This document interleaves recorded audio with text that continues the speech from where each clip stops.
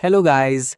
अगर ये सीरीज आपको पसंद आई तो प्लीज हाइप कर देना और नेक्स्ट पार्ट के लिए 700 लाइक्स और 120 कमेंट्स कर देना। मैं नेक्स्ट पार्ट ले आऊंगा।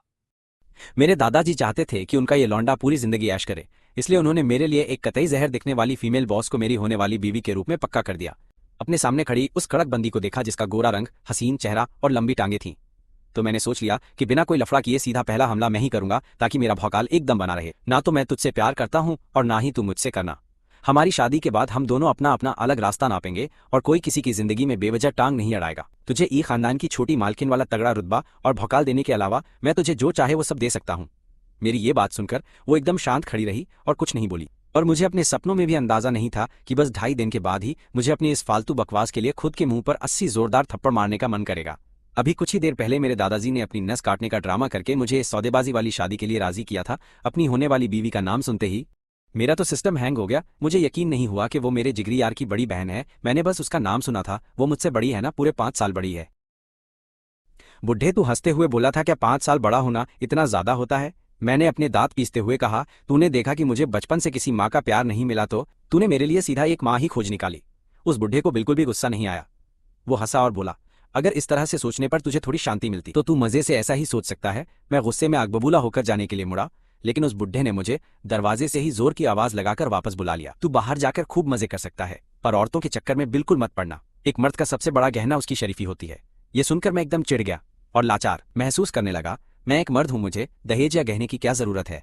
क्लब के सामने गाड़ी रोकते ही मुझे बाहर निकलते ही अपना जिगरी यार शेन यीचन सामने दिख गया। शेन यीचन अपनी बतीसी दिखाते हुए मेरे पास आया और मेरे कंधे पर अपना हाथ रख दिया। बोला, अहीम मेरे भाई, आज रात तू एकदम कतई जहर और स्मार्ट लग रहा है। मैंने गुस्से में उसका हाथ झटक दिया और मुंह बनाते हुए उससे पहले ही सीधे क्लब के अंदर घुस गया।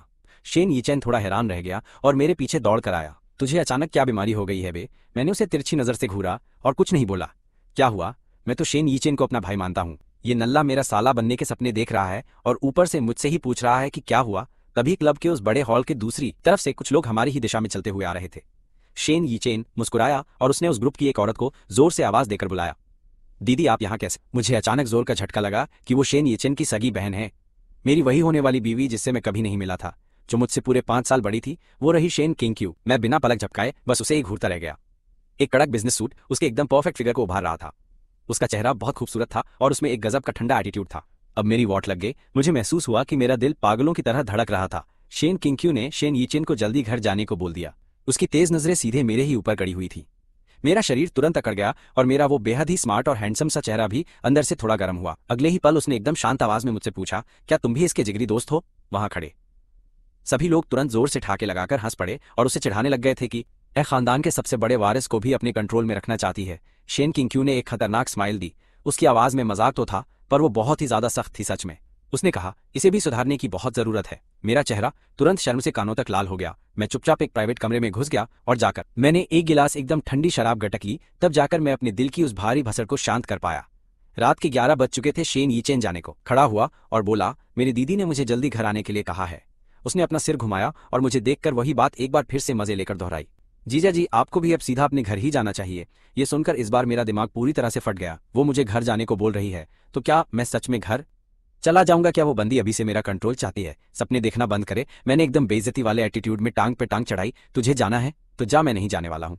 शेन यीचेन ने हाँ में सिर हिलाया और जाने के लिए मुड़ गया। ओ ए रुक! मैं अचानक पीछे से चिल्लाया और एक शक्की नजर से उसे घूरते हुए उससे सवाल पूछ लिया, तू बाहर जाके मेरी कोई चुगली तो नहीं करने वाला है ना शेन?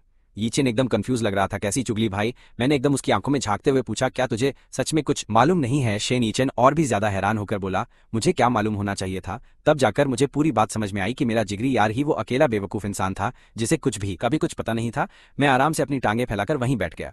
मैं ये देखना चाहता था कि शेन किंगक्यू इस खानदान में बहू बनकर आने से पहले ही आखिर मेरा क्या बिगाड़ सकती है। वो मेरा कुछ भी तो नहीं उखाड़ सकती है।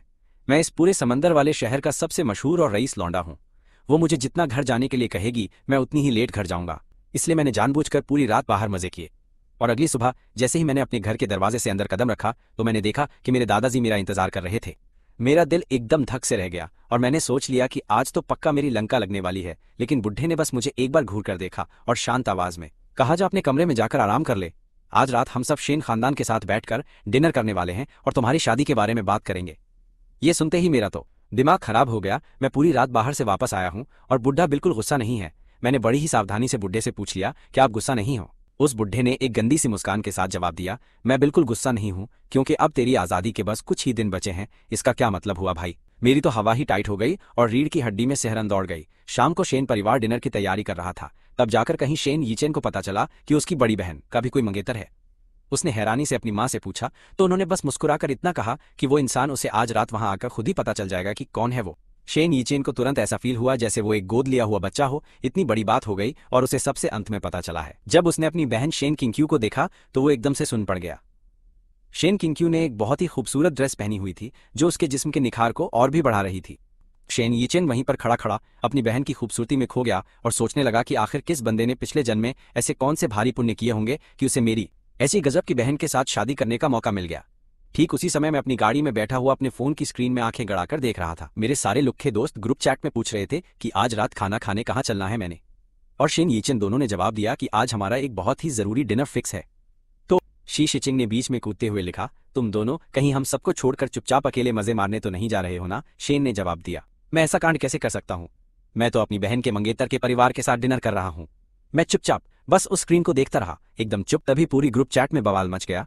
हर कोई एक ही सवाल पूछने लगा कि आखिर शेन किंग्क्यू का मंगेतर है कौन। लियू जियानली ने तो यहाँ तक रोना रो दिया कि काश मैं छोटा नहीं होता और क्योंकि दीदी मुझे अपना छोटा भाई नहीं मानती तो मैं भी उन्हीं से शादी करना चाहता। शेन यीचेन उसी वक्त गुस्से से फट पड़ा और बोला, कमीने इंसान, मैं तुझे अपना जिगरी भाई मानता हूँ और तू सीधा मेरा जीजा बनने के सपने देख रहा है। मैं फोन में यह सब मैसेज पढ़ रहा था और मेरा माथा ठनका। क्या सच में शेन किंग्क्यू इतनी कतई जहरबंदी है कि लियू जियानली और शी चिचिंग जैसे छपरी भी उससे शादी करने के लिए मरे जा रहे हैं? मैंने मन ही मन उन्हें गालियां। शेन यीचेन ने उन्हें बिल्कुल सही लताड़ा है, ये साले सबके सब सच में एकदम नीच हैं। अपने ही दोस्त की होने वाली बीवी पर नजर गड़ाए बैठे हैं। मेरे दादाजी और मैं उस प्राइवेट कमरे में सबसे पहले पहुंच गए थे। बाहर निकलने से पहले दादाजी ने मुझे धमकी दी कि अगर तूने आज की मीटिंग खराब की तो तेरा गेम बजा दूंगा। मैं एकदम से डर गया और कुछ भी बोलने की हिम्मत नहीं कर पाया। फिर उसके तुरंत बाद दादाजी ने मुझे हुक्म दिया कि मैं दरवाजे पर जाकर ससुराल वालों का स्वागत करूं। मेरे पास कोई दूसरा रास्ता नहीं था, इसलिए मैं चुपचाप सीधे बच्चे की तरह उस दरवाजे पर खड़ा रहा। 10 मिनट बाद ही शेन परिवार वहां पर पहुंचा। मैंने तुरंत उस खूबसूरत कतई जहरबंदी को देखा। उसने एक लंबी ड्रेस पहनी थी और चलते हुए वो एकदम खिलते कमल जैसी बवाल लग रही थी। वो बंदी सीधा मेरी तरफ ही चलकर आ रही थी। उसे इस तरह देखकर मेरी आंखों में एक पल के लिए हैरानी की चमक आ गई थी, पर मैंने तुरंत उसे छुपा लिया। लेकिन अगले ही पल मेरे चेहरे पर एक ठंडी मुस्कान आ गई। ये तो हुस्न का जाल है। क्या मैंने इससे पहले कभी खूबसूरत लड़की नहीं देखी जो मैं इस पर पिघल जाऊंगा? ये चाल मुझ पर बिल्कुल काम नहीं करने वाली। मैंने जल्दी से अपनी नजरें हटा ली और ऐसा नाटक किया जैसे कुछ हुआ ही न हो। क्या तुम भी यहीं खा रहे हो? शेन यीचेन ने मुझे देखा और एकदम हैरानी से पूछा। मैंने हाँ में अपना सिर हिलाया और पूरे सम्मान के साथ उसके माता पिता को नमस्ते बोलकर उनका स्वागत किया। फिर मैं उस पूरे परिवार को अंदर अपने प्राइवेट कमरे में ले गया। जब तक सब लोग आराम से बैठ नहीं गए तब तक यीचेन को अचानक से एहसास ही नहीं हुआ कि एक मिनट रुको, क्या हम यहाँ मेरी बहन के होने वाले पति से मिलने नहीं आए थे?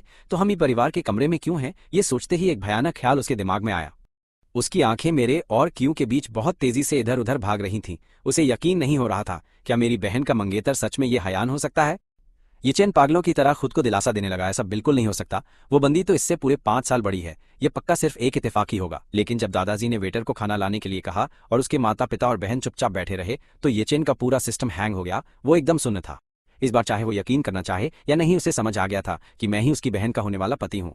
उसने तुरंत अमीर घरवाले ड्रामे की कल्पना कर ली और सोचने लगा कि मेरे परिवार ने भलाई का बदला दुश्मनी से लेकर उसकी बहन को मुझसे शादी करने पर मजबूर किया।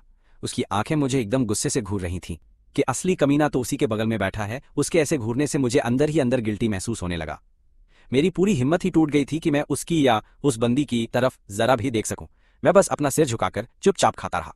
लेकिन मेरे इस शरीफ वाले नाटक ने उसके माता पिता को बहुत खुश कर दी। शुरुआत में मेरी खराब इमेज और हमारी उम्र के अंतर के कारण उन्होंने इस शादी से साफ मना कर दिया था, पर उन्हें उम्मीद नहीं थी कि क्यों इसके लिए मान जाएगी। खाना खत्म होने के बाद दोनों परिवारों के बड़े बुजुर्ग आपस में बहुत ही अच्छे से घुल मिल गए और उन्होंने सीधा शादी के रजिस्ट्रेशन और सारी रस्मों रिवाजों की तारीख और प्रोसेस तय कर लिया था। खाना खत्म हुआ और दादाजी ने मुस्कुराते हुए मुझे उस बंदी को उसके घर छोड़ने का आदेश दिया। मैंने छुपकर एक नज़र उस पर डाली तो मैंने देखा कि वो भी हल्की सी मुस्कान के साथ मुझे ही घूर रही थी।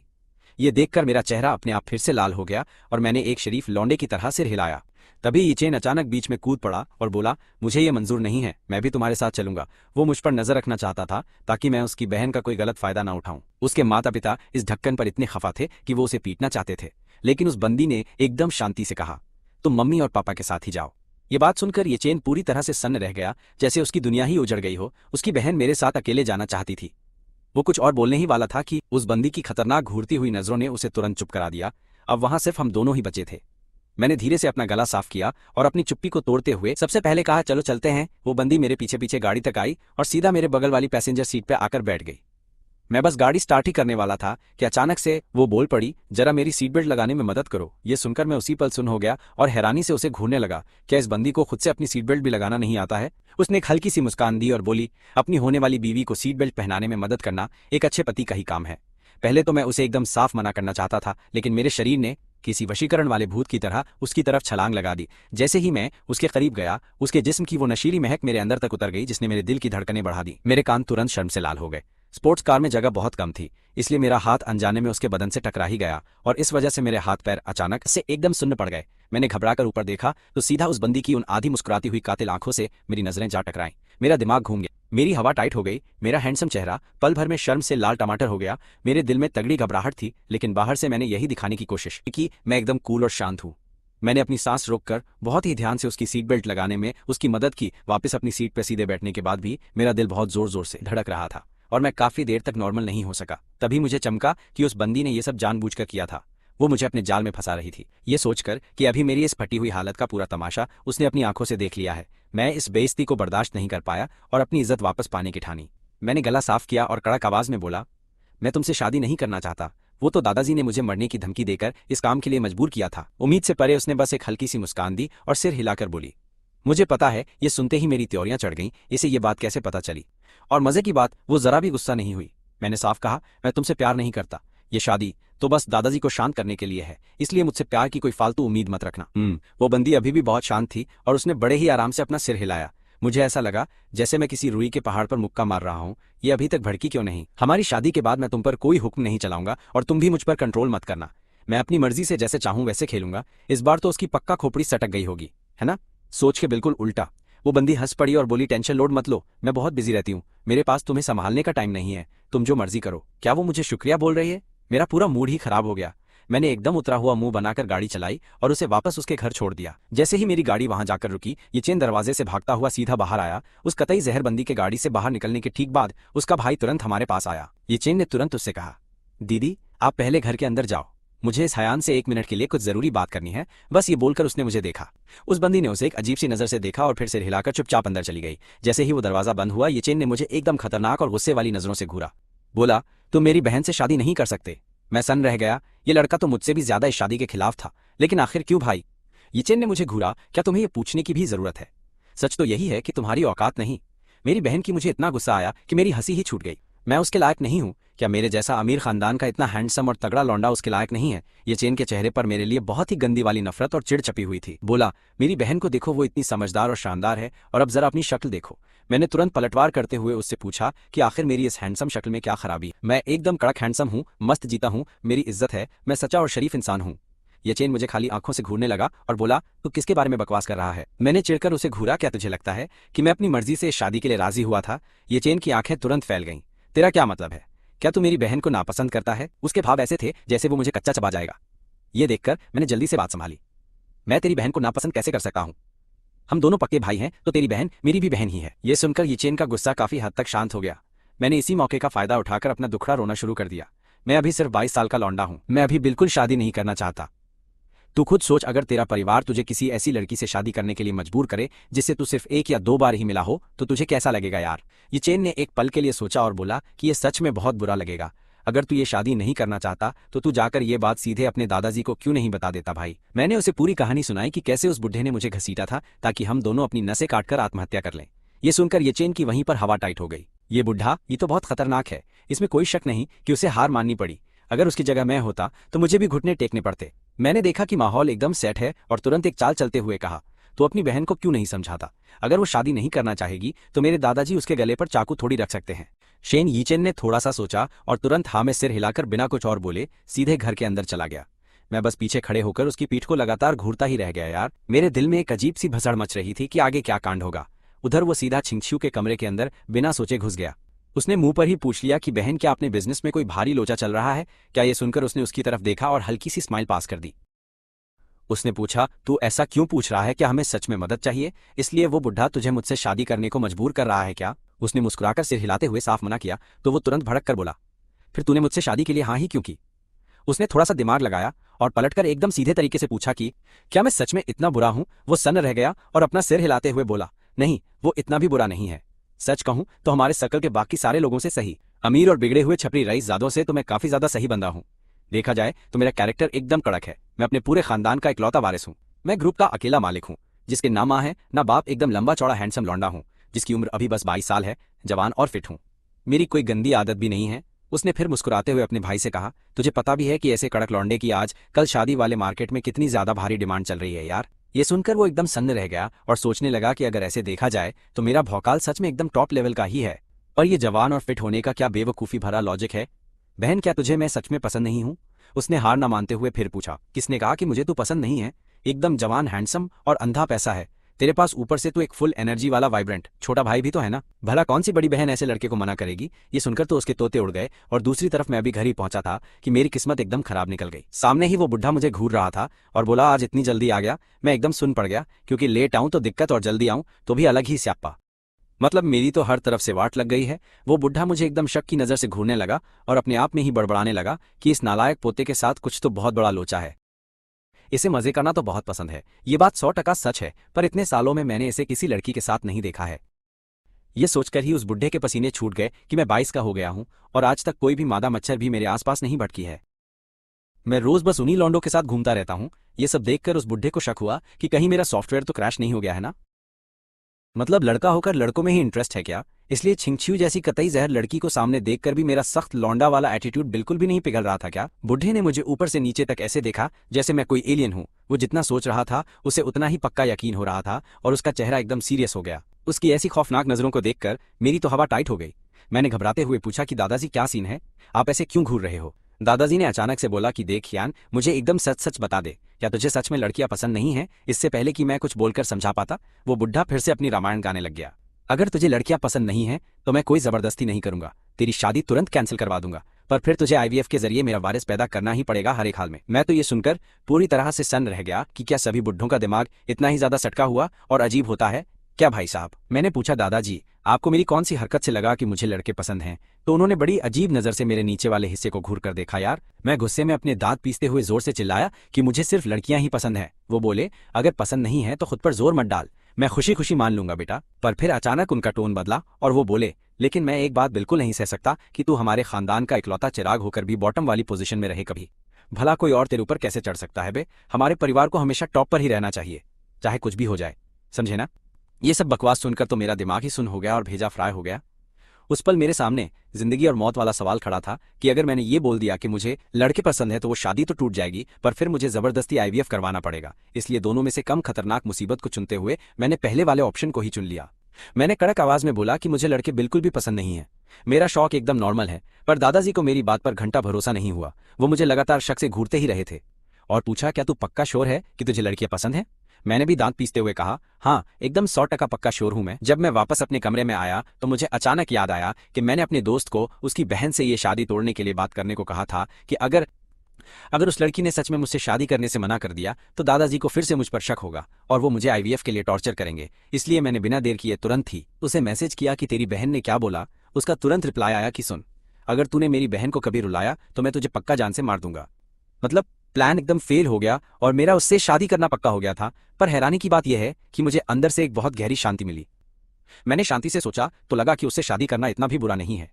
वो कतई जहर दिखती है और उसको साथ लेकर घूमने में मेरी इज्जत भी तो काफी ज्यादा ही बढ़ने वाली है ना। हमारे खानदान भी एकदम बराबर हैं और घर वाले भी उसे पसंद करते हैं। और सबसे बड़ी बात, उसने खुद बोला था कि वो अपने काम में इतनी बिजी रहती है कि मुझे कंट्रोल नहीं कर पाएगी, जिसका मतलब यह है कि शादी के बाद भी मैं एकदम फ्री होकर अपनी प्लेबॉय वाली लाइफ मजे से जी पाऊंगा। मैंने मन ही मन में मुस्कुराते हुए सोचा, देखते हैं तू अपनी बात पर टिकती है या नहीं, वरना मुझे मत दोष देना। अगले दिन जब मैं सिविल कोर्ट के एकदम बाहर खड़ा था तो मैंने उसे आते हुए देखा और उसे देखकर मैं एकदम हैरान रह गया। आज उसने एक प्यारी सी लंबी ड्रेस पहनी थी और हल्का मेकअप किया था, जिसमें वो सच में एकदम चांद का टुकड़ा लग रही थी। वो किसी स्कूल की सीधी सादी लड़की जैसी लग रही थी, जो पिछली 2 बार वाली लाल लिपस्टिक वाली हॉट लड़की से एकदम अलग थी, जैसे ये दोनों बिल्कुल ही अलग अलग इंसान हो, कसम से। उसने पास आकर मुस्कुराते हुए पूछा कि क्या तुम काफी देर से वेट कर रहे हो? उसकी स्माइल देखकर मेरे तो तोते उड़ गए कि ये बोलना क्या चाह रही है। कहीं इसे ये तो नहीं लग रहा कि मैं इससे शादी करने के लिए मरा जा रहा हूँ। मैंने तुरंत अपना भौकाल टाइट किया और अकड़ते हुए बोला, मैं आना नहीं चाहता था, वो तो दादाजी ने जबरदस्ती भेजा है। मुझे अपनी इज्जत किसी भी हाल में नहीं गिरानी थी। पर उसका चेहरा बिल्कुल नहीं बदला और वो बोली, मैंने ये नहीं पूछा कि तुम यहाँ पर कैसे आए? ये सुनकर मेरा मुंह शर्म से एकदम लाल टमाटर हो गया और मैं उसे घूरने लगा तो वो धीरे से हंसी और बोली, अच्छा ठीक है, अब गुस्सा मत करो, चलो अंदर चलते हैं। मेरा हैंडसम चेहरा अभी भी लाल था और मैं बिना कुछ सोचे उसके पीछे पीछे चल दिया, जैसे किसी ने मुझ पर कोई काला जादू कर दिया हो। मैरिज सर्टिफिकेट मिलने तक 11 बज चुके थे और उस लड़की ने मुझे पलटकर देखा तक नहीं यार। उसने सीधे मेरे मुंह पर बोला, सुनो डियर, मुझे बहुत काम है और मुझे अपनी कंपनी के लिए तुरंत निकलना है, इसलिए मैं पहले जा रही हूँ। इतना बोलकर वो बिना कुछ सुने अपनी गाड़ी की तरफ घूमी और तुरंत कार में बैठकर एकदम फुल स्पीड में रेस देते हुए वहां से रफू चक्कर हो गई जैसे कोई हवा का झोंका हो, और मैं साला वहीं सड़क पर एकदम अकेला खड़ा रह गया। मैं उसकी कार का धुआं देखकर खुद पर हंसने लगा कि ये बड़े खानदानों की बिना प्यार वाली शादी सच में एक बहुत बड़ा मजाक ही है। जब मैं घर वापस पहुंचा तो दादाजी ने मुझे अकेले आते हुए देखा और वो तुरंत भड़कते हुए एकदम जोर से चिल्लाए कि तू यहाँ अकेला क्यों वापस आ गया है बे, तेरी बीवी चिंगछियू कहाँ पर है बता। मैंने चिढ़ते हुए बोला, उसे कंपनी का बहुत ही ज्यादा जरूरी काम था। ये सुनते ही दादाजी ने मुझे भारी बेइज्जती वाली नजरों से घूर कर देखा और ताना मारा, एक बार अपनी शक्ल देख और फिर उसकी शक्ल देख।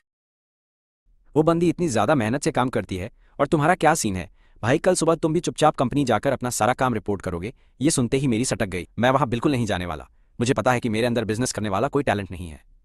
मैं तो बस आराम से लेटकर मजे से पैसे उड़ाना चाहता हूँ।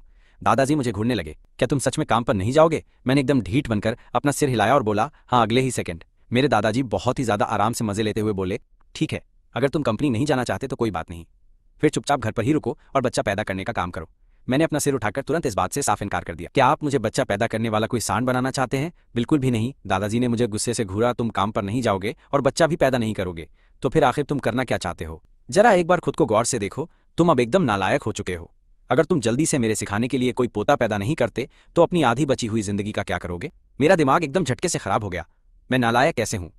दादाजी ने मुझसे चिढ़ते हुए कहा, पूरा दिन तुम सिर्फ खाना खेलना और फालतू के मजे करना ही तो जानते हो। अगर ये सब नालायक होना नहीं है तो फिर और क्या है? बूढ़े मालिक ने एक बहुत लंबी गहरी सांस छोड़ी। उनका लहजा थोड़ा नरम हुआ। हाँ मेरे प्यारे पोते, मैं ये सब कुछ सिर्फ तुम्हारी अपनी भलाई के लिए ही तो कर रहा हूँ। अभी मैं जिंदा हूँ, लेकिन इस उम्र में मैं और कितना जी पाऊंगा? तुम और 20 या 30 साल जीने की कोशिश करोगे ताकि तुम अपने बच्चे को अच्छे से सिखा सको। इस तरह तुम्हारा काम आराम से चलता रहेगा। अपनी आधी शुरुआती जिंदगी में तो तुम पूरी तरह से सिर्फ मेरे ही भरोसे बैठे रहे और अपनी आधी बाकी जिंदगी में तुम अपने उस बच्चे के भरोसे रहोगे। उनकी ये सारी बातें सुनकर मैं एकदम सुन रह गया। वैसे देखा जाए तो ये वाला प्लान ज्यादा बुरा नहीं लग रहा था। क्या आपको सच में एकदम पूरा यकीन है कि मैं अपनी आधी जिंदगी में अपने बच्चे के भरोसे आराम से रह पाऊंगा? क्या आपको पक्का यकीन है कि आप उसे एक बहुत ही कामयाब इंसान बना देंगे? आखिरकार मेरे सामने मेरे ही फेल होने का इतना बड़ा सबूत मौजूद है। दादाजी ने अपने फेल हुए प्रोडक्ट यानी मुझे बहुत गौर से देखा और फिर धीरे से एक सूखी खांसी खंखारी। पहली बार में मेरे पास इतना ज्यादा तजुर्बा बिल्कुल भी नहीं था। मुझ पर भरोसा रखो, इस बार मैंने अपने पुराने तजुर्बे से बहुत कुछ सीख लिया है। मैं अब दोबारा कभी फेल नहीं होऊंगा। बहुत बढ़िया, तो इसका मतलब मैं आपका एक फेल हुआ एक्सपेरिमेंट हूँ। मुझे बहुत ज्यादा थकावट महसूस हो रही थी। मैं एक भी फालतू शब्द नहीं बोलना चाहता था। मैं बस शांति से अपने कमरे में वापस जाना चाहता था। उस दिन दोपहर के समय मैं बहुत ही गहरी और मजे वाली नींद ले रहा था जब अचानक एक अजीब से शोर शराबे ने मुझे जगा दिया। जैसे ही मैंने अपनी नींद भरी आंखें खोली, मैंने देखा कि हमारा बटलर नौकरानियों को लगातार काम के ऑर्डर दे रहा था ताकि शेन और क्यू का सारा सामान एक एक करके सीधे मेरे बड़े वाले मास्टर बेडरूम के अंदर रखा जा सके। हमारी छोटी मालकिन के रोज इस्तेमाल होने वाले कुछ जरूरी सामान यहाँ भेज दिए गए हैं। मैं तो ये देखकर एकदम सुन्न रह गया। मैं बस अपने बिस्तर पर बैठा उन्हें बार बार अंदर बाहर आते जाते देखता रहा। वो लोग धीरे धीरे मेरी इस पूरी प्राइवेट जगह पर अपना कब्जा जमा रहे थे। ठीक तभी बटलर मेरे पास आया और मुझे जल्दी करने को बोला। उसने कहा कि दादाजी ने मुझे तैयार होने का ऑर्डर दिया है। शेन परिवार के साथ बाहर डिनर पर जाने के लिए मैंने तुरंत अपने कपड़े बदले और सीधा नीचे चला गया। वहां पहुंचते ही मेरी नजर शेन यकीन के उस सड़े हुए मनहूस चेहरे पर पड़ी। मैंने अपने मन ही मन में मुंह चढ़ाया, क्या ये इंसान अभी भी इतना ज्यादा दुखी है? हमारी शादी हो चुकी है लेकिन साला इसे अभी तक मुझे अपना जीजा बोलना भी ठीक से नहीं आता है। डिनर का वक्त करीब आने तक शेन किंग वहां नहीं आई थी और वो काफी ज्यादा लेट पहुंची। उसने अभी भी वही शरीफों वाला कपड़ा पहना था जो हमारी शादी रजिस्टर होते वक्त उसने पहना हुआ था। उसने एक प्यारी सी स्माइल दी और सफाई देते हुए बोली, मुझे कंपनी में थोड़ा सा जरूरी काम था इसलिए मुझे आने में लेट हो गया। इसके ठीक बाद वो चुपचाप आकर मेरे बगल में बैठ गई। मेरे कानों के किनारे तुरंत ही शर्म से लाल हो गए क्योंकि उसके बैठते ही उसकी छोटी सी स्कर्ट खिसक कर उसकी जांघों से थोड़ी सी ऊपर हो गई थी, जिससे उसकी एकदम गोरी चमड़ी साफ दिखने लगी थी। मैंने बहुत ही झटके से अपनी नजरें वहां से हटा लीं और खुद को दोबारा वहां देखने से रोक लिया। अगर मैं फिर से देखता तो पक्का अपना गेम बजा देता। शेन ने अचानक मेरी तरफ देखा और उसके होठों के कोने हल्के से ऊपर उठ गए। उसने सीधा अपने पैरों को क्रॉस कर लिया। अगले ही सेकंड उसके उस बहुत ही नुकीले हाई हील का किनारा एकदम परफेक्ट तरीके से मेरे पैर की पिंडली से आकर टकरा गया। मैं एकदम झटके से उछल पड़ा और मेरे तो तोते उड़ गए। क्या ये बंदी जानबूझकर मुझे रिझाने की कोशिश कर रही है? मैंने बहुत गहरे झटके में शेन की तरफ घूर कर देखा, लेकिन उसने एकदम अनजान होने का नाटक किया और एक मीठी सी स्माइल देकर पूछा, क्या हुआ? मुझे तुरंत खुद पर भारी शक होने लगा। क्या ऐसा हो सकता है कि मैं ही फालतू में ज्यादा दिमाग लगा रहा था? लेकिन यार, उसके जैसी एक जानी मानी और शरीफ औरत का हर एक काम बहुत ही सलीके वाला होता है, वो इतनी ज्यादा लापरवाह कैसे हो सकती है? मैं इस बारे में जितना ज्यादा सोचता था मुझे उतना ही ज्यादा गलत लगता था। लेकिन उसके इतने शांत चेहरे को देखकर मुझे जबरदस्ती अपने मुंह से एक बात निकालनी पड़ी। मैंने कहा, अरे कुछ नहीं। डिनर खत्म होने के बाद जैसे ही वो दोनों लोग वापस अपने घर जाने की पूरी तैयारी कर रहे थे, तभी अचानक शेन यकीन बीच में कूद पड़ा और उसने हमारा रास्ता रोक लिया। डिनर के बाद जब वो जाने वाले थे तो यकीन ने छपरी हरकत की और कूद कर मेरा रास्ता रोक लिया। बोला, ये जवान, आज की रात बहुत खुशी वाली है, वो तुम्हें जश्न मनाने बाहर ले जाएगा। वो साफ तौर पर मुझे घर नहीं जाने देना चाहता था और वो ये भी बिल्कुल नहीं चाहता था कि मैं और उसकी बहन अपनी सुहागरात मनाएं। इसका नतीजा ये हुआ कि उसकी अपनी बात खत्म करते ही उसकी माँ ने उसके हाथ पर जोर से चिकोटी काट ली। एक हल्की सी स्माइल के साथ वो बोली, ओ नालायक, तू ये क्या फालतू की बकवास कर रहा है। और बस इसी तरह शेन यकीन को वहां से बुरी तरह से घसीट कर दूर कर दिया गया। उसकी अपनी माँ ही उसे वहां से ले गई और वो पीछे बस एक बिना मन वाली नजर छोड़ गया। मेरे दादाजी जोर से हंसे। उन्होंने अपनी हंसती हुई आंखों से शेन किंग की तरफ देखते हुए कहा, क्यों क्यों, चलो अब हम लोग अपने घर चलते हैं। मैंने अभी अभी अपने घर के दरवाजे के अंदर कदम ही रखा था जब मैंने देखा कि हमारा बटलर एक सूट पहने सारे नौकरों को लीड कर रहा था। वो सब लोग वहां बिछे हुए एक लाल कालीन के दोनों तरफ 2 लाइनों में बिल्कुल सीधे खड़े थे। अगले ही पल वो सब एक साथ जोर से चिल्लाए, घर में आपका स्वागत है बड़े मालिक, घर में आपका स्वागत है छोटे मालिक, घर में आपका स्वागत है छोटी मालकिन। ये सब तमाशा देखकर मुझे तुरंत ही अंदर से बहुत ज्यादा शर्मिंदगी महसूस होने लगी थी। यार, ये बटलर झाओ इतना ज्यादा दिखावा करने वाला इंसान कब से बन गया। हालांकि शेन को इन सारी फालतू बातों से कोई खास फर्क नहीं पड़ा। उसने तो उल्टा स्माइल की और प्यार से उन्हें नमस्ते करते हुए बोला, अंकल झाओ। फिर बटलर झाओ ने एकदम खुशी से भरे हुए चेहरे के साथ जोर से ऐलान किया, छोटी मालकिन, आप इस घर में आने वाली पहली औरत है जिसे हमारे छोटे मालिक अपने साथ लाए हैं। मैंने अपने मन में भद्दी गालियां दी। ये बुढ़ा आखिर क्या बकवास पेल रहा है। अपनी इस उम्र में भी वो ये भारी बॉस वाला गेम खेल रहा है।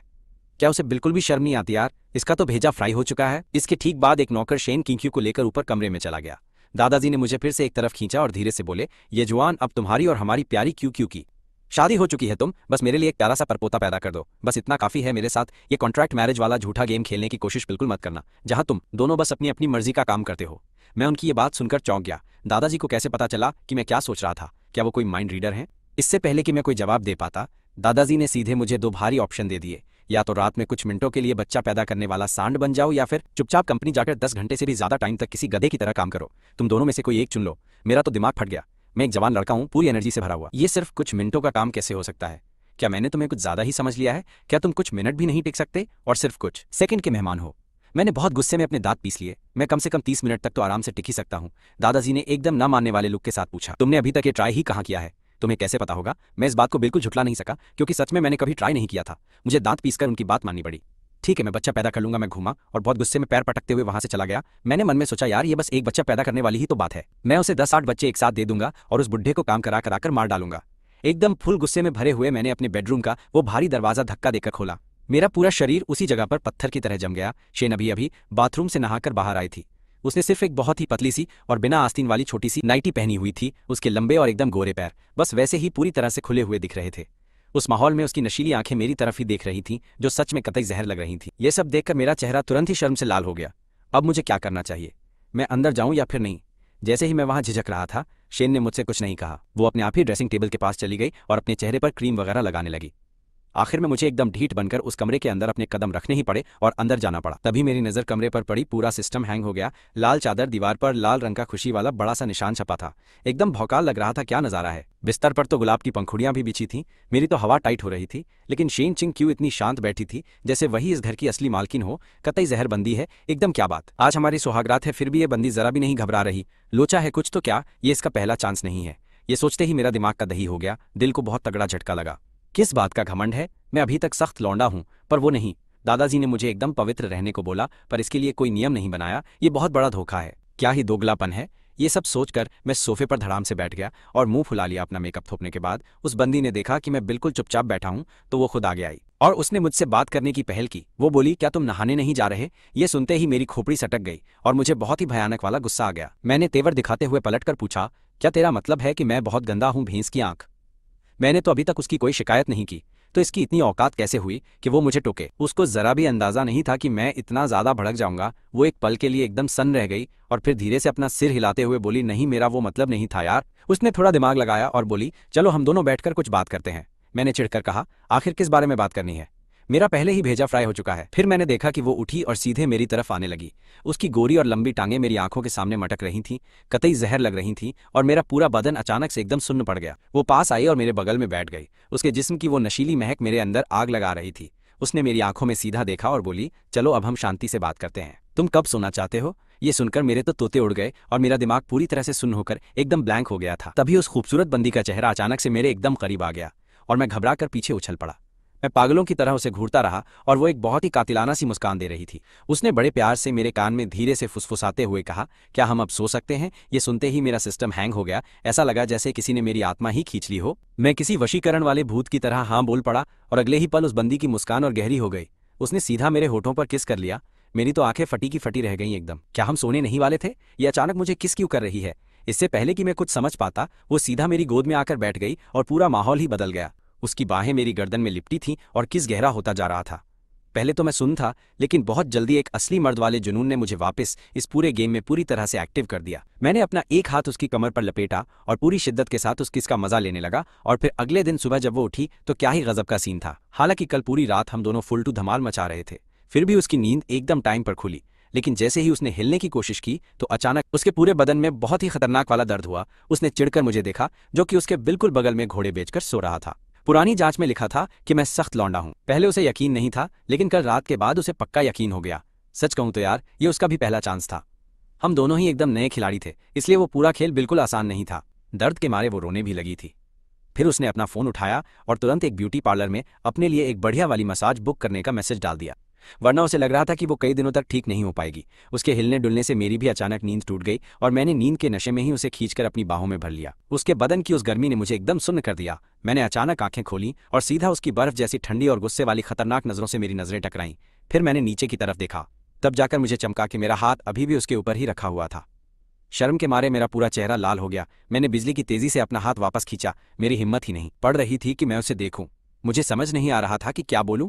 कल रात हमने सब कुछ किया, लेकिन हम एक दूसरे को जानते तक नहीं, और मैंने उसे रुला भी दिया। जैसे ही मेरे दिमाग में ये बात आई, मेरे चेहरे के भाव एकदम से पूरी तरह बदल गए और मैं बिना सोचे समझे उसके करीब जाने लगा। तभी उसने अपना एक हाथ आगे बढ़ाकर मेरे सीने को रोक दिया। बोली, ये क्या कर रहे हो तुम? यार, मैं इतना शर्मिंदा हो गया कि मेरा चेहरा लाल टमाटर बन गया। मैं बस माफी मांगने ही वाला था, लेकिन मैंने अपने शब्दों को किसी तरह रोक लिया। मैं भला माफी क्यों मांगू? मैं तो एकदम कूल और भौकाल वाला अमीर लौंडा हूं। और हाँ, वो मेरी बीवी है, तो मैं उसके साथ जो भी करूं वो एकदम ही नॉर्मल सी बात है। साला मैं क्यों डरूं? वैसे भी ऐसा तो है नहीं कि हमने कल रात जैसा कांड पहले कभी नहीं किया। हमने तो इससे भी ज्यादा तगड़े लेवल के लफड़े किए हैं। ये सब सोचते ही मैंने अपना हाथ दोबारा उसकी पतली कमर पर लपेट लिया और उसे सीधा अपनी बाहों में कसकर खींच लिया, जिससे हम दोनों के बदन एकदम से सट गए। वो एकदम सन्न होकर बस मुझे घूरती ही रह गई। मेरे बदन की हलचल से उसे शायद समझ आ गया था कि मेरा क्या इरादा है। उसने चुपचाप अपनी हालत का अंदाजा लगाया और बोली, आज रात तक इंतजार करते हैं, मुझे अभी थोड़ा अजीब लग रहा है। यह सुनकर मैं शर्म से लाल हो गया। मुझे मोटा मोटा अंदाजा हो गया था कि उसे दर्द क्यों हो रहा है, इसलिए मैंने उसे छोड़ दिया और उसने भी राहत की एक गहरी सांस ली और उसका पूरा बदन रिलैक्स हो गया। उसने अपना फोन उठाया और एक औरतों वाला ऐप खोलकर अपने मां बनने वाले सही दिन चेक किए, क्योंकि वो जल्द से जल्द प्रेग्नेंट होना चाहती थी। वो इस साल 27 की हो गई है, जो कि बच्चा पैदा करने की एकदम परफेक्ट उम्र होती है। वैसे दादाजी के साथ उसकी डील का ये भी एक बहुत बड़ा हिस्सा था। पूरी तरह तैयार होने के बाद हम दोनों एक साथ नीचे हॉल में आ गए और उस वक्त दादाजी बड़े आराम से डाइनिंग रूम में बैठकर अपना सुबह का नाश्ता पेल रहे थे। जब उन्होंने हमें देखा तो वो कुछ पल के लिए हक्के बक्के रह गए और सोचने लगे कि क्या ये दोनों इतने थके नहीं थे कि उठ ही ना पाए। अरे, मैं तो जवान और फुल एनर्जी से भरा हूं। इतनी जहरबंदी के साथ होने के बाद भी ये रात भर गेम क्यों नहीं बजाता रहा? दादाजी और बटलर झाओ ने एक दूसरे को बहुत ही अजीब नजरों से घूर कर देखा। उन दोनों की आंखों में तगड़ी वाली टेंशन साफ नजर आ रही थी। उन्हें लग रहा था कि कहीं उनका पोता नामर्द तो नहीं। मैंने उन दोनों बुड्ढों की घूरती हुई नजरों को इग्नोर मारा और चुपचाप अपनी कुर्सी पर बैठकर नौकर को चिल्लाकर अपना नाश्ता लगाने को बोला, क्योंकि मुझे बहुत तेज वाली भूख लगी थी। तभी वो बंदी भी मुस्कुराते हुए वहां आ गई और दादाजी को गुड मॉर्निंग बोलकर अपने लिए भी बैठने की जगह ढूंढ ली। दादाजी ने प्यार से हंसते हुए पूछा, क्यों क्यों, क्या तुम कल रात अच्छे से सो पाई? तो उसने भी मुस्कुराकर अपना सिर हिला दिया और बोली, बहुत ही अच्छे से। ये सुनते ही मेरा चेहरा शर्म से लाल पड़ गया।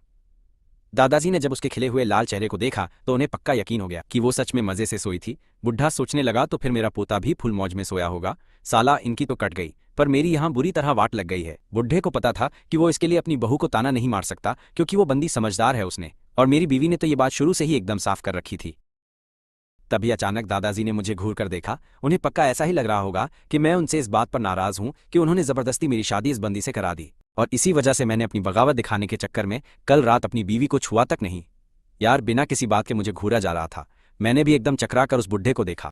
मैंने पूछा, दादाजी क्या माजरा है? आप सुबह सुबह उठते ही मुझे ऐसे गुस्से में क्यों घूर रहे हैं? मैंने आपकी बात मानकर चुपचाप शादी तो कर ही ली है ना, हमने सुहागरात भी मना ली है। फिर भी मुझे समझ नहीं आ रहा कि आपके पास मेरे जैसा हैंडसम और बात मानने वाला पोता है, फिर भी आप मुझसे इतने नाराज क्यों हो और खुश नहीं होते? नाश्ता खत्म करने के बाद मेरी बीवी वहां से चली गई और मैं वापस अपने कमरे में जाकर अपनी बची हुई नींद पूरी करने के लिए निकल पड़ा, क्योंकि रात भर बहुत मेहनत की थी और मैं ठीक से सो नहीं पाया था। तभी बुढ़े ने मुझे पीछे से आवाज मारी, रुक, कहाँ जा रहा है तू? मैंने बोला, सोने के लिए वापस अपने कमरे में। बुढ़ा चिढ़कर बोला, सोना कैसा सोना, अपनी तशरीफ उठा और सीधा मेरी कंपनी जाकर काम पर लग जा। क्या मुझे लगा कि शायद मेरे कान बज रहे हैं। मैंने हैरानी से पूछा, दादाजी क्या आप मुझे कंपनी जाकर काम करने के लिए बोल रहे हैं? क्या आपने पहले ऐसा नहीं बोला था? जब तक मैं घर रहकर बच्चा पैदा कर लूं, मुझे कोई काम नहीं करना पड़ेगा, तो क्या तुम शांति से बच्चा पैदा कर रहे हो? मैं कितना भी समझा लूं दादाजी, मेरी बात मानने को तैयार ही नहीं थे। उन्होंने सीधे नौकर को चाकू लाने का ऑर्डर दे दिया ताकि वो फिर से नस काटने का अपना पुराना तगड़ा वाला ड्रामा कर सके। दादाजी बोले, पहले मुझे टेंशन थी कि अगर मुझे कुछ हो गया तो तू इस दुनिया में एकदम अकेला रह जाएगा और तेरी जिंदगी पूरी तरह से झंड हो जाएगी, पर अब मुझे कोई भी परवाह नहीं है। तूने अब शादी कर ली है और वो क्यों क्यों एकदम कड़क और वफादार बंदी है।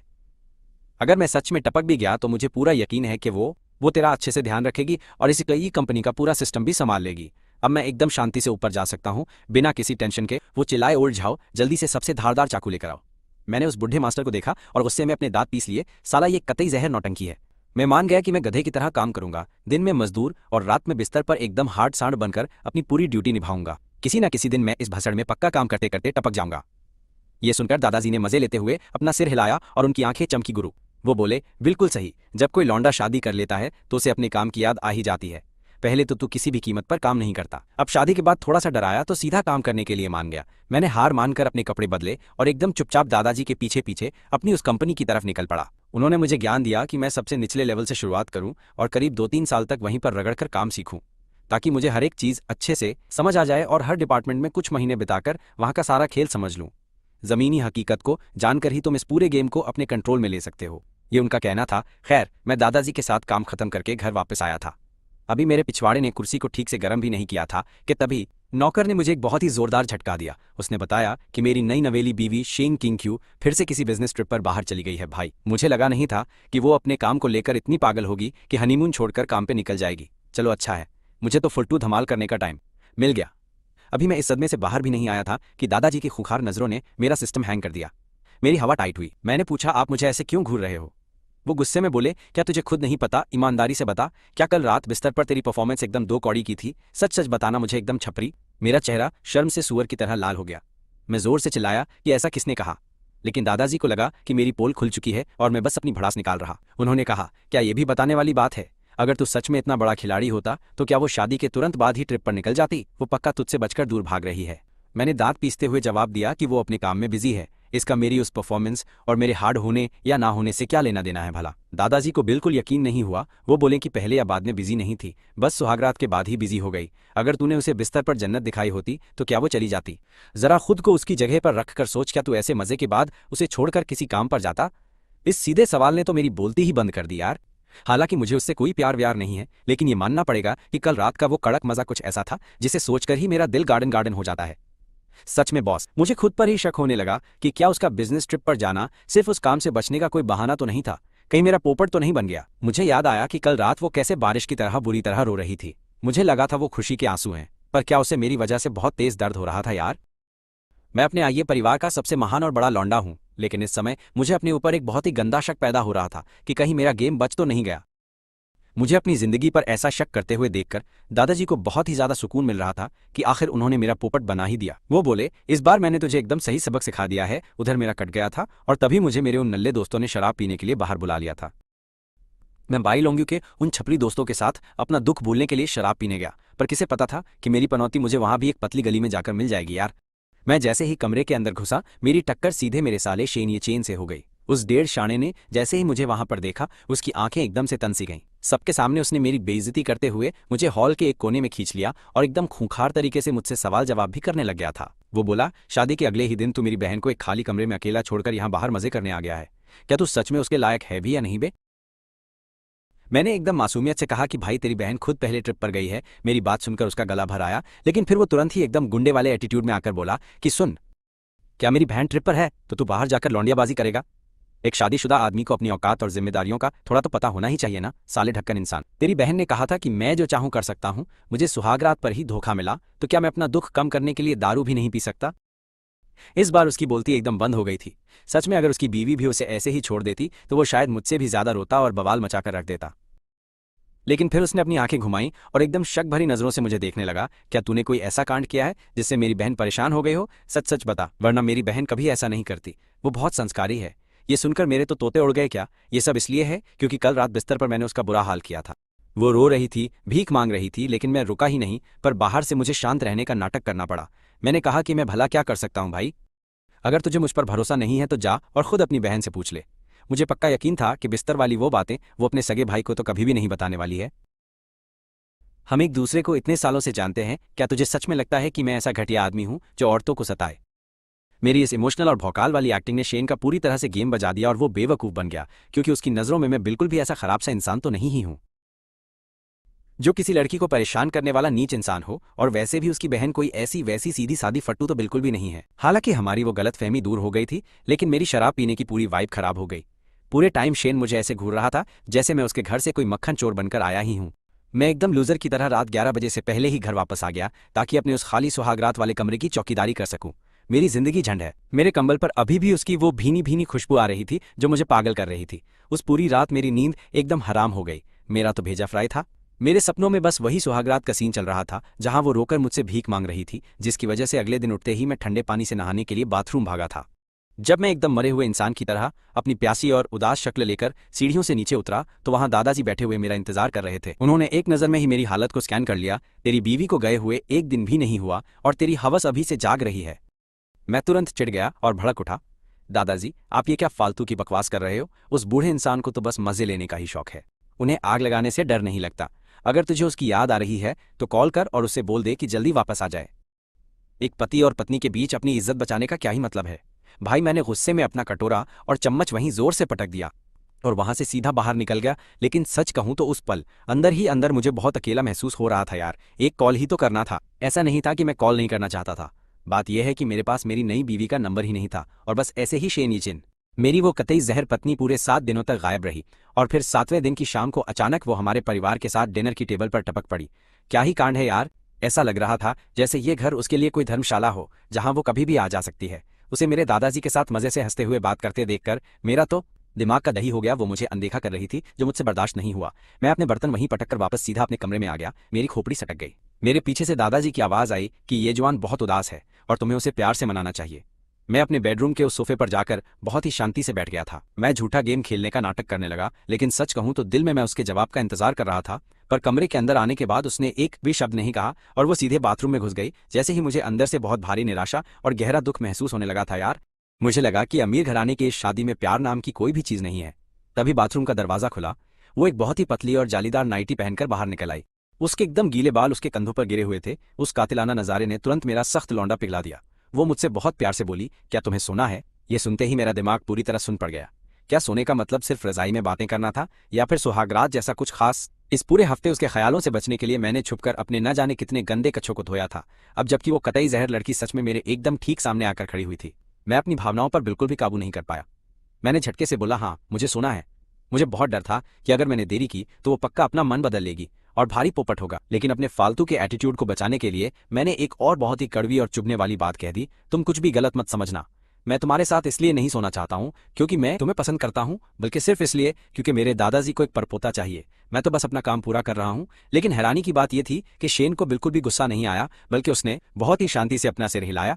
वो बोली, मुझे पता है, इसीलिए मैं इतनी जल्दी वापस आई हूँ। आज वैसे भी मेरा ओवुलेशन का खास दिन है। क्या वो सच में इस बात पर भी नाराज नहीं है? मैं पूरी तरह से हक्का बक्का रह गया था। वो एक बहुत पढ़ी लिखी और एकदम आज़ाद ख्याल वाली बंदी है, फिर भी एक बच्चा पैदा करने वाली मशीन की तरह इस्तेमाल होने पर भी उसके माथे पर एक भी शिकन तक नहीं आई। मैंने उससे पूछा कि आखिर वो क्या सोच रही है, लेकिन उसने ऐसे बर्ताव किया जैसे कुछ हुआ ही ना हो और बस 2 शब्दों में जवाब दिया, चलो सोते हैं। ठीक है। उसे कोई जल्दी नहीं थी, लेकिन मेरी तो हवा टाइट थी। भले ही मैंने मुंह से कहा था कि मैं उसे पसंद नहीं करता, लेकिन मेरा शरीर पूरी तरह सच्चा था। उस सुहागरात के बारे में सोचते ही मेरा दिल बहुत जोरों से धड़कने लगा था। मुझे बिल्कुल समझ नहीं आ रहा था कि मैं अपने हाथ पैर कहाँ पर रखूं। हम दोनों बिस्तर पर एक साथ लेटे हुए थे और मैं किसी लकड़ी की तरह एकदम अकड़ा हुआ था। मैं पागलों की तरह बस यही सोच रहा था कि क्या करूं। क्या मैं पहले उसे गले लगाऊं या फिर पहले उसे चूम लूं? क्या हमें थोड़ा फोरप्ले करना चाहिए? जैसे ही मैं शर्म के मारे इन 108 सवालों में उलझा हुआ था, मेरे बगल वाली उस औरत ने अपना गेम बजा दिया। उसने जोर से कंबल खींचा और बस एक ही झटके में वो पलटकर सीधा मेरे ऊपर आकर बैठ गई थी। भाई, उसके बहुत लंबे और झरने जैसे काले बाल मेरी छाती पर बिखर गए थे। उसने ऊपर से मेरी तरफ देखा, उसकी आंखों में बिल्कुल भी शर्म नहीं थी, बल्कि वहां पर सिर्फ और सिर्फ एक अपना काम पूरा करने की एक भयंकर जिद थी। मेरे कुछ भी करने का इंतजार किए बिना उसने अपना सिर नीचे किया और उसके होंठ सीधे मेरे होठों से जा मिले थे। उस रात मैं पूरी तरह से बेकाबू हो गया था और एक न थकने वाले जानवर की तरह कई बार उसके साथ उलझता रहा। मैंने तब तक बिल्कुल हार नहीं मानी जब तक मैं थक नहीं गया। अगली सुबह हमारे शरीर की घड़ी ने हम दोनों को एकदम सही समय पर जगा दिया था। जब मैं नीचे नाश्ता करने के लिए गया तो भले ही मैंने कुछ भी नहीं कहा, लेकिन मेरे चेहरे की वो भारी संतुष्टि किसी से छुप नहीं पा रही थी। मेरी चाल में भी स्वैग था। मेरा ये एकदम तरोताजा और जोश से भरा हुआ नया अवतार गलती से मेरे दादाजी ने देख लिया। दादाजी ने एक तिरछी मुस्कान दी और मन ही मन मुझे गालियां बकने लगे। साला कुछ दिन पहले तो ये ऐसे मुंह लटकाए हुए घूम रहा था जैसे पूरी दुनिया का सारा बोझ इसी के कंधों पर हो, क्योंकि इसकी प्यास नहीं बुझी थी, जैसे दुनिया ने इसके करोड़ों रुपए मार लिए हों। इसकी बीवी बस कल रात ही तो वापस आई है और आज ये इतना चौड़ में है। किसने कसम खाई थी कि उसे अरेंज मैरिज नहीं करनी और वो दूल्हा बनने से मना कर रहा था। इसके मुंह पर पड़ी इस तमाचे की गूंज पटाखों से भी ज्यादा तेज है। नाश्ता खत्म करने के बाद वो तीनों अपने अपने काम पर जाने के लिए अलग हो गए थे। इस पल तक शेन किंग्क्यू ने तुरंत ही अपना रूप पूरी तरह से बदल लिया था। घर पर वो बस एक बच्चा पैदा करने वाली मशीन थी, लेकिन शेन ग्रुप में कदम रखते ही वो एक बहुत ही खुखार और एकदम बेरहम चुड़ैल बन जाती थी यार। शेन एंटरटेनमेंट की नई बनी हुई धांसू सीईओ के तौर पर कुर्सी संभालते ही उसका पहला खतरनाक वार उन सैकड़ों फालतू कलाकारों पर था जो अभी भी एक बहुत बड़ा स्टार बनने का मीठा सपना देख रहे थे। मीटिंग रूम का माहौल बहुत ही ज्यादा भारी और डरावना था। शेन ने सारे कागजात बहुत जोर से मेज पर पटक दिए। वो बोली, आज के बाद से हमारी इस कंपनी का पूरा फोकस बदल जाएगा। तुम सब लोग लाइव स्ट्रीम करके सामान बेचने के लिए पूरी तरह तैयार हो जाओ। ये बात सुनते ही पूरे हॉल में तुरंत एक भारी बवाल मच गया था। आपको समझना होगा कि ये कलाकार बहुत ही घमंडी थे, जो मानते थे कि वो एक बहुत ही गजब की कला बना रहे हैं। क्या लाइव स्ट्रीम पर सामान बेचना वो काम नहीं है जो छपरी टिकटॉक वाले करते हैं? किसने सोचा था कि शेन इतनी ठंडी और खौफनाक हंसी हंसेगी यार, और वो सीधा उस बड़ी सी स्क्रीन पर एक लंबी डेटा रिपोर्ट फेंक कर मारेगी। आज के इस जमाने में जहां पर सिर्फ और सिर्फ ट्रैफिक असली राजा है, टॉप के स्ट्रीमर्स की कमाई एक साल में दसियों या सैकड़ों अरबों तक आराम से पहुंच सकती है। और रही बात उन ए लिस्ट वाले बड़े और नामी सितारों की, तो दिन रात अपनी पूरी जान घिसने के बाद भी उन्हें सिर्फ कुछ 100 मिलियन ही मिलते हैं। मुझे कोई खोखली शोहरत नहीं, बल्कि असली रोकड़ा चाहिए। अपने नीचे बैठे हुए उन सारे फालतू कलाकारों को देखकर जो अभी भी विरोध करना चाहते थे, शेन की नजरें एकदम चाकू की तरह तेज थीं। इस लाइन में पैसा कमाना ही इकलौता सबसे बड़ा और कड़वा सच है। जो भी इंसान यहाँ पैसा नहीं कमाना चाहता, वो तुरंत पतली गली से निकल सकता है। उन सभी घमंडी और डेढ़ शाणे सितारों की नजरों में वो टिकटॉक वाले बस वो छपरी जोकर थे जो फूहड़पन और फालतू के विवादों के दम पर कूदते थे। लेकिन हमारी वो शेन किंग्क्यू इन सबसे बिल्कुल ही ज्यादा अलग थी। वो पूरी तरह से एक पूंजीवादी थी और पूंजीपतियों के पास कोई जज्बात नहीं होते। उसकी नजर में कोई भी ऊंचा या नीचा बिल्कुल नहीं था यार, कोई महान या मामूली नहीं था, सिर्फ रोकड़ा बनाने की रफ्तार मायने रखती थी। उसने एकदम साफ कर दिया था कि जो भी सच में पैसा कमाना चाहते हैं वो साथ आ सकते हैं भाई। अगर तुम नहीं चाहते तो तुम पर कोई भी दबाव नहीं डाला जाएगा। ये एक टॉप क्लास की दबंग फीमेल बॉस का खतरनाक विजन था। सीधे शब्दों में कहें तो जिसे फंसाना है वो खुद फंसेगा यार। मैं अपने दादाजी के साथ कंपनी की तरफ जा रहा था कार में। दादाजी ने अचानक मुझसे एक बहुत ही जानलेवा सवाल पूछ लिया, क्या कल रात तुम्हारी बीवी क्यू ने तुम्हें प्यार से मनाया? ये सुनते ही शर्म से मेरा चेहरा एकदम लाल हो गया। मैं कोई 3 साल का बच्चा थोड़ी हूँ, मुझे उसके मनाने की क्या जरूरत पड़ेगी? दादाजी ने मेरी तरफ बहुत ही भारी निराशा से घूर कर देखा। मैंने उसे तुम्हें मनाने को बोला था। मैंने कहा, तुम उसकी याद में इतने पागल हो कि तुम्हारा मूड खराब है और उसे तुम्हें थोड़ा और समझना चाहिए था यार। तुरंत ही मुझे ऐसा लगा जैसे मेरे सिर पर पूरा आसमान ही गिर पड़ा हो। मैं महान ये परिवार का सबसे बड़ा और धांसू बेटा हूँ। मैं कब से इतना ज्यादा चिपकू किस्म का इंसान बन गया? मेरी तो पूरी की पूरी इज्जत ही धुल गई। मैं इतना गुस्से में था कि मेरा मन किया अपना सिर दीवार पर दे मारूं। जैसे ही मैं साफ मुंह करने वाला था कि तभी दादाजी ने मेरे घाव पर नमक छिड़क दिया। क्या तुम्हें उसकी याद नहीं आती? तो फिर पिछले कुछ दिनों से तुम किसके लिए अपना ये मनहूस सा मुंह लटकाए बैठे थे और कूड़ेदान में पड़े हुए उन सारे गंदे कच्छों का आखिर क्या राज है? दादाजी, मैंने एकदम झटके से अपना सिर घुमाया। मेरी आंखें इतनी फटी रह गईं जैसे वो अभी बस बाहर ही निकल कर गिर पड़ेंगी यार। उन्हें मेरी इतनी ज्यादा प्राइवेट बात के बारे में आखिर कैसे पता चल सकता है? क्या ऐसा हो सकता है कि बोर्ड का इतना बड़ा चेयरमैन अपने ही पोते का सारा कचरा छान मार रहा हो भाई? दादाजी की उस शातिर स्माइल को देखकर मेरा बस यही मन किया कि मैं वहीं गड्ढा खोदूं और उसी के अंदर छुप जाऊं। पता चला कि सफाई वाली ने बटलर को बताया और बटलर ने दादाजी को बता दिया। यहाँ तक कि जो चीज मैंने टिश्यू पेपर से छुपानी चाहिए थी वो भी पूरी तरह से सबके सामने एकदम बेनकाब हो चुकी थी। इस पल में मैं अंदर से पूरी तरह टूट चुका था। मेरी पूरे 22 सालों की मासूमियत और मेरी सारी इज्जत पूरी तरह से खाक में मिल चुकी थी। सिर्फ दादाजी को ही नहीं, बटलर को भी पता था और तो और नौकरानी भी जानती थी कि छोटे मालिक ने अपनी पत्नी की याद में तड़प कर आखिर क्या क्या गंदे कांड किए हैं। सत्यानाश हो। मेरी हालत एकदम खराब थी, जैसे जान ही निकल जाएगी। पर अपनी इज्जत बचाने के लिए मैंने उसे कड़ी धमकी दी कि दादाजी, छिंगछियू को इसके बारे में बिल्कुल भी पता नहीं चलना चाहिए किसी भी हाल में, वरना मैंने कार के दरवाजे का हैंडल कसकर पकड़ा और एकदम घूरते हुए बोला, मैं अभी इसी वक्त गाड़ी से बाहर कूद जाऊंगा, ये बात पक्की समझ लो। ये सुनकर वो एकदम डर गए और जल्दी से मुझे पक्का भरोसा दिलाया। पर मुझे फिर भी शांति नहीं मिली, इसलिए आगे का लफड़ा खत्म करने के लिए मैंने इतिहास की सबसे खतरनाक कसम खा ली। अगर आपने उसे कुछ भी बताया तो इस जन्म में अपने परपोते का मुंह देखने का सपना बिल्कुल भूल जाना दादाजी, वरना मैं सच में बहुत बड़ा कांड कर दूंगा। मेरा ये दांव सच में काफी ज्यादा खतरनाक था, क्योंकि खुद पर ही जुल्म करना दुनिया की सबसे असली और बड़ी बेइज्जती होती है मेरे भाई। उस बुढ़े का पसीना छूटता देखकर मैंने आखिर में कार का हैंडल छोड़ दिया और चैन की लंबी सांस ली। जब तक उस लड़की को इस बारे में कुछ पता नहीं चलता है तब तक मेरी जान बची।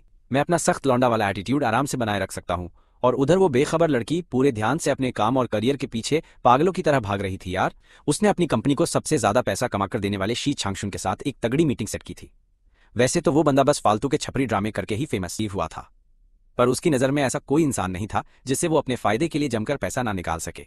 उसके लिए बस बिजनेस ही सब कुछ था। इस खाने का मेन मकसद इस हवा में उड़ने वाले टॉप स्टार को अपने लाइव स्ट्रीम वाले मार्केट में उतारना था, पर असल में वो एक बहुत ही ज्यादा खतरनाक और बड़े लेवल का गेम खेल रही थी।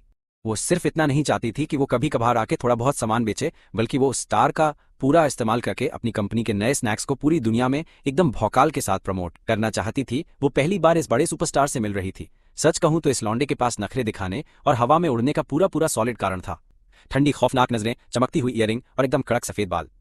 उसकी पूरी वाइब ही ऐसी थी कि कोई भी अनजान इंसान दूर ही रहे।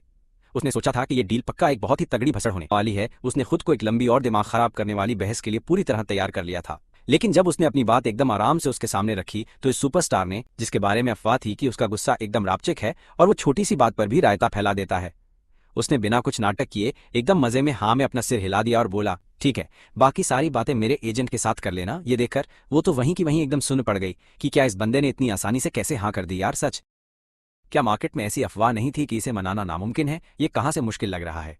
ये तो किसी सीधे सादे गधे की तरह पालतू बर्ताव कर रहा है यार। सबसे ज्यादा हैरानी की बात तो ये थी कि उसने जरा सा भी गुस्सा नहीं किया, बल्कि खुद आगे बढ़कर वेटर को बुलाया और खाने के लिए और भी ज्यादा चीजें ऑर्डर कर दी। उसकी नजरें भी थोड़ी घबराई हुई लग रही थी। उसने कहा, यहाँ का ये खाना बहुत फेमस है, तुम्हें खाना चाहिए।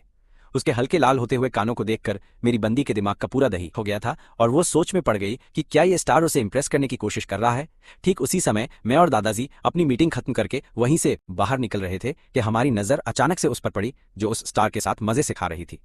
ये देखकर मेरे अंदर जलन की बहुत तेज आग लग गई। उसे उस सफेद बालों वाले छपरी के साथ बैठा देखकर मेरी नजरें गुस्से से एकदम ठंडी पड़ गईं, पर दूसरी तरफ मेरे दादाजी ने एकदम फुल टू स्माइल के साथ उन दोनों को मजे से हेलो बोला। उसने भी जवाब में प्यारी सी स्माइल दी और फिर अचानक से उसकी नजर मेरे ऊपर पड़ी, पर मैं इतना ज्यादा चिढ़ा हुआ था कि मैंने उसकी तरफ देखना भी बिल्कुल जरूरी नहीं समझा। मैंने बस नाक सिकोड़ते हुए एटीट्यूड में अपना सिर दूसरी तरफ घुमा लिया और मन में सोचा, वाह क्या बात है, यहाँ किसी दूसरे अनजान लौंडे के साथ खाना खाने में बहुत मजे आ रहे हैं न। मैंने कुछ नॉर्मल सी बातें की और दादाजी के साथ वहां से कट लिया। मेरा मुंह गुस्से से एकदम सूजा हुआ था और मैं उसे वहां पूरी तरह से कंफ्यूज और हैरान हालत में छोड़कर आ गया। वो सोच रही थी कि अब इस नवाबजादे को अचानक से क्या नया दौरा पड़ गया है। मुझे वहां से गुस्से में जाते हुए देखकर उस छंगशुन के चेहरे का पूरा भाव ही बदल गया। उसने अपना सिर घुमाया और उससे पूछा कि क्या तुम उस बुढ़े के काफी ज्यादा करीब हो क्या, जो तुम उन्हें एकदम सीधे तरीके से दादाजी कहकर बुला रही हो। उसने बिना किसी टेंशन के सिर हिलाकर बोला कि मेरी और हियान की शादी हो चुकी है। ये सुनते ही उस लौंडे के हाथ एकदम सुन पड़ गए। उसकी आंखों में गहरा सदमा, हैरानी और यकीन न होने वाला अजीब सा भाव साफ दिख रहा था। बहुत देर तक शांत रहने के बाद आखिर में उसके गले से आवाज निकली, क्या ये कोई जबरदस्ती की अरेंज मैरिज है? क्या तुम्हारे खानदान में कोई बड़ी मुसीबत आ गई है? वो एकदम हैरान रह गई और बोली, क्या मतलब, वरना तुम उस फालतू और दो कौड़ी के नालायक इंसान से शादी क्यों करती जो बस अपने बाप के पैसों पर ऐश करता है। उसकी बातों में मेरे लिए एकदम खुली नफरत और सीधा हमला भरा हुआ था, जो साफ पता चल रहा था उसकी नजर में मैं सिर्फ एक कचरे का डिब्बा था जो उसके लायक बिल्कुल भी नहीं था। उसने बस हल्की सी स्माइल दी और एकदम ठंडी हवा की तरह मजे लेते हुए प्यार से जवाब दिया कि क्योंकि मैं सच में उसे बहुत ज्यादा पसंद करती हूँ, इसलिए मैंने उससे शादी की है। इस सीधे और तगड़े झटके ने उस छपरी स्टार की बोलती पूरी तरह से बंद कर दी और उसका गला एकदम सूख गया। अब सीन बदलता है, रात हो गई थी और मेरा मूड बहुत खराब था। मैं अपने जिगरी दोस्तों के साथ टाइम पास कर रहा था। मैं यीचेन के ठीक बगल में जाकर धम से बैठ गया। इस लौंडे को तो बस मेरे जले पर नमक छिड़कने में ही मजा आता है। वो बोला, जीजा जी आप यहाँ पर कैसे आ गए? क्या मेरी बहन अपनी बिजनेस ट्रिप से वापस नहीं आई है? क्या आप घर पर उसके साथ मजे करने की जगह यहाँ हम लोगों के साथ क्यों घूम रहे हो? मेरा भेजा तो पहले से ही फ्राई था और उसकी बकवास सुनकर मेरा गुस्सा और ज्यादा बढ़ गया। उसके साथ वो तो किसी टॉप के हैंडसम लौंडे के साथ खाना खाने में मजे कर रही है, उसे मेरी क्या जरूरत है? मैंने उसे एकदम खौफनाक नजर से घूरा और मुझे अंदर से अपने लिए बहुत ही ज्यादा बुरा और उदास फील हो रहा था। उसका वापस आना ना आने से भी ज्यादा बेकार है। उसे देखकर ही मेरा दिमाग खराब हो जाता है। उसने मेरे उदास चेहरे को देखा और अपने माथे पर सिकुड़न लाते हुए एकदम अजीब तरीके से घूरा। तुम इतने कड़वे तरीके से बात क्यों कर रहे हो? क्या इससे तुम्हारा कोई लेना देना है? मैं ये सुनते ही बुरी तरह से भड़क गया और मेरे अंदर का सारा गुस्सा बाहर आ गया। क्या तू जरूरत से ज्यादा डेढ़ शाना नहीं बन रहा? है क्या तेरा घर समुद्र के किनारे है जो तू हर बात में इतनी ज्यादा गहराई तक जा रहा है? जैसे ही वो मुझे पलटकर कुछ बोलने वाला था, मैंने उसकी बात बीच में ही काट दी। वैसे भी जब तू स्कूल जाता है तो क्या तेरे टीचर्स ने तुझे अपने से बड़ों की इज्जत करना और छोटों से प्यार करना नहीं सिखाया है? क्या तू अपने जीजा जी के साथ इसी घटिया एटीट्यूड में बात करता है? हालांकि मेरी किस्मत प्यार के मामले में अभी पूरी तरह से झंड चल रही थी, पर मुझे अपने रुतबे का इस्तेमाल करके अपनी खोई हुई इज्जत वापस लानी थी। बड़ा उसने शक से पूछा तो मैंने एकदम पूरे भौकाल के साथ हाँ में अपना सिर हिलाया, जैसे ये कोई बहुत ही आम बात हो। मैं तेरा जीजा हूं तो क्या मैं रिश्ते में तेरे बाप समान नहीं हुआ? लियू जियानली, जो पास में ही खड़ा था, उससे ये बकवास बर्दाश्त नहीं हुई और वो बोला, तुम दोनों वहां कोने में खड़े होकर खुसुर फुसुर क्या कर रहे हो? हमारे आसपास खड़े सभी जिगरी दोस्तों की नजरें एकदम से हमारे ऊपर टिक गईं और उनकी आंखों में एकदम गहरा शक भरा हुआ था। वो सब सोच रहे थे कि ये दोनों आजकल कुछ ज्यादा ही अजीब सा बर्ताव कर रहे हैं। पहले तो ये दोनों जब भी मिलते थे तो कुत्तों की तरह लड़ते थे, और अब ये अकेले में सीक्रेट बातें कर रहे हैं, जैसे कि हम बाकी भाइयों को ये दोनों अपने ग्रुप से पूरी तरह बाहर निकाल रहे हैं।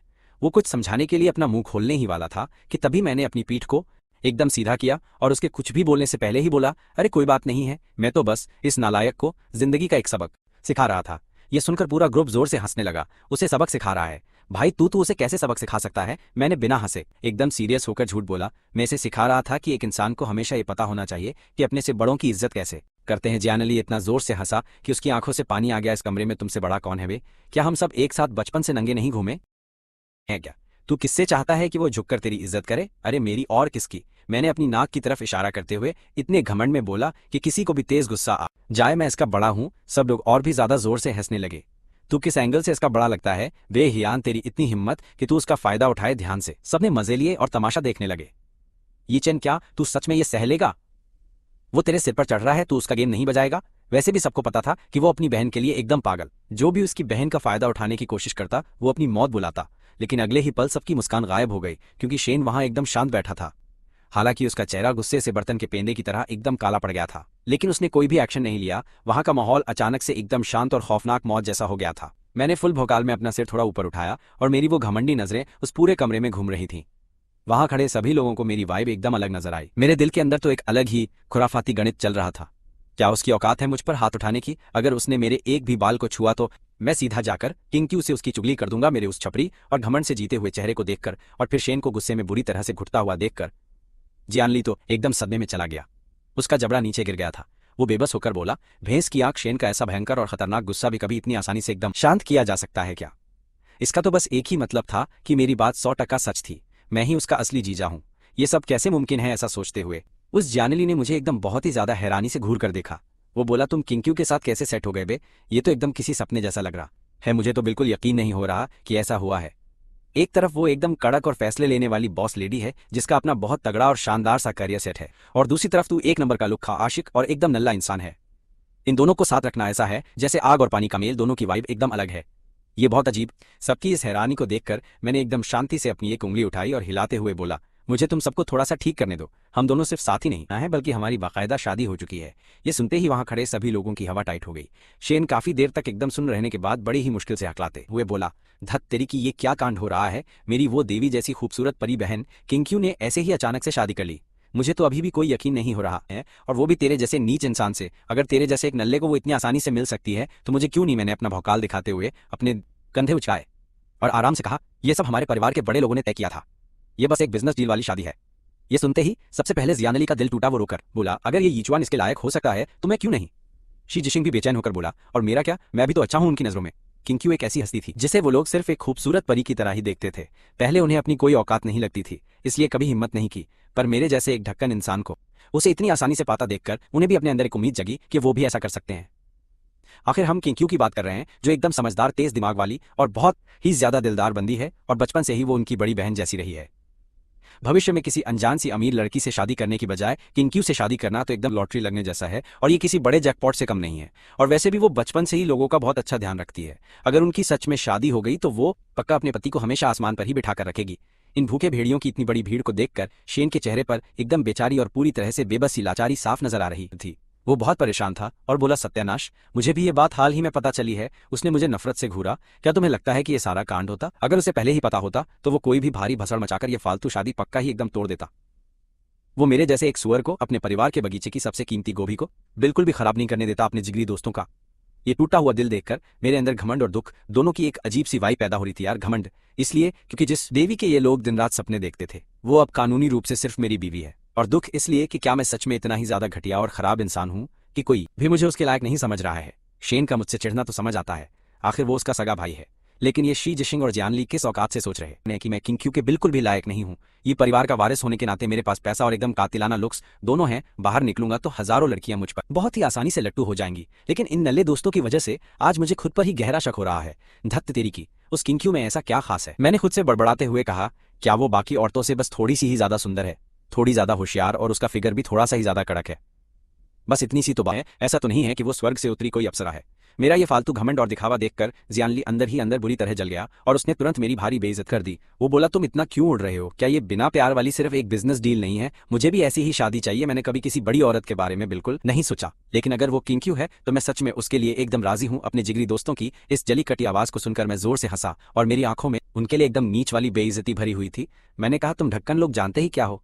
क्या तुम्हें सच में लगता है कि ये बिना प्यार वाली सिर्फ पैसों की शादी है? ये सुनकर सबके तोते उड़ गए। वो बोले, तो क्या ऐसा नहीं है? मैंने हंसकर कहा, नादान बच्चों। मैंने फुल कॉन्फिडेंस में पूछा कि अगर ये सिर्फ पैसों के लिए होता तो उसने किसी और अमीर लड़के को क्यों नहीं पकड़ा? इस शहर में मेरे परिवार से भी ज्यादा अमीर और उसकी उम्र के कई तगड़े लड़के मौजूद हैं। वे क्या वो सारे मर गए हैं किंग क्यू की खूबसूरती और उसके तेज दिमाग के आगे? क्या उसे कोई भी अच्छा लड़का नहीं मिल सकता था? यहां तक बोलकर मैंने एक मोर की तरह घमंड से अपना सिर एकदम ऊपर उठाया। फिर मैं ही क्यों? इसका और क्या कारण हो सकता है? जाहिर है क्योंकि वो मुझ पर लट्टू है। मेरी नजरों में ये माजरा एकदम साफ था। वो किंग क्यू पक्का मेरी इस जवानी और मेरे जलवों की पूरी तरह से दीवानी है। उसे मेरे इस शानदार चेहरे से ही प्यार है। ये सब सुनकर जियानली और शी जिशिंग के तो पैरों तले जमीन खिसक गई। क्या उनकी वो एकदम परफेक्ट और बेदाग देवी असल में एक नंबर की बहुत बड़ी ठरकी है? उसने मुझ जैसे एक इंसान को चुना जिसके पास सिर्फ एक अच्छा चेहरा है। शेन भी एकदम चुप हो गया था। हालांकि वो इस बात को मानना नहीं चाहता था, लेकिन उसे पता था कि मेरी बात में एकदम दम है। अगर उसकी बहन सच में शहर के किसी भी अमीर लड़के के साथ डील वाली शादी करना चाहती तो लड़कों की लाइन फ्रांस तक लग जाती, लेकिन फिर भी उसने मुझे ही चुना। पहली नजर के प्यार या फिर मेरे इस कातिलाना लुक पर फिदा होने के अलावा शेन को कोई और कारण पल्ले नहीं पड़ रहा था। उसने मजबूरी में मुझे एक बार घूर कर देखा। उसे ये बात माननी पड़ी कि उसकी बहन के सामने मेरी इकलौती औकात बस मेरा ये खूबसूरत चेहरा ही था। मैं अपनी पूरी गैंग में सबसे ज्यादा हैंडसम और एकदम कड़क लौंडा था, और इसी वजह से अब सारा का सारा माहौल पूरी तरह से आउट ऑफ कंट्रोल हो चुका था। अब शी जिशिंग और जियानली अंदर एकदम बुरी तरह से टूट चुके थे और उन्होंने तय किया कि वो अपने इस गहरे दुख को दारू पीकर ही दूर करेंगे। अब उनकी जिंदगी का बस एक ही मकसद बचा हुआ था कि वो आज रात मुझे इतनी ज्यादा शराब पिलाएंगे कि मेरी मौत ही हो जाए। फिर वो सब मुझे डिनर की टेबल से उठाकर सीधे एक बहुत ही बड़े और तगड़े वाले क्लब में लेकर आ गए थे।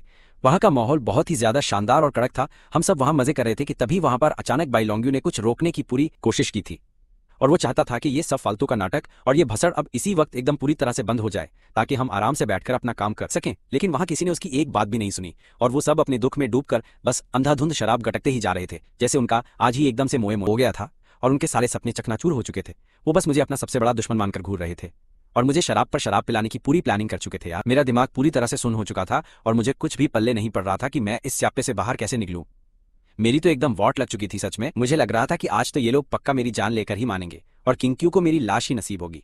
मैं बस वहां बैठकर अपनी जिंदगी के झंड होने का तमाशा देख रहा था और चुपचाप उनकी सारी बकवास सुन रहा था, क्योंकि मेरे पास और कोई भी रास्ता नहीं बचा था। मुझे बस किसी भी तरह से आज की ये मनहूस रात काटनी थी। तभी मैंने ठान लिया कि अब मैं भी फुलटू धमाल करूंगा और उन्हें दिखा दूंगा कि मैं भी किसी से कम नहीं हूं, और इस भसड़ का पूरा मजा मैं भी लूटूंगा ही यार।